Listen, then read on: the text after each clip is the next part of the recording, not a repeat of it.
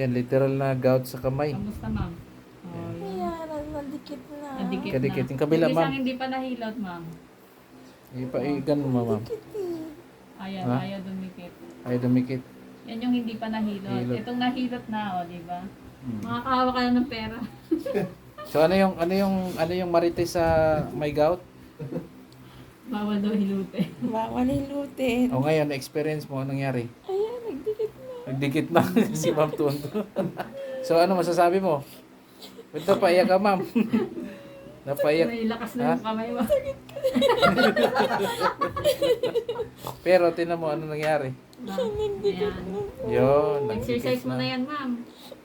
Magkano Ayan. ka na ng ano Hindi ko yung bola. madikit. Eh, hindi pa naman nahilot yan eh. Mamaya. Mamaya uli. Sakit lang So yan, ganun siya. Sakit talaga yan. So, Barado, mami. pasalamat tayo sa nag-try ka eh. Kasi kung hindi ka mag-try, nako, mas lalo siyang lalala.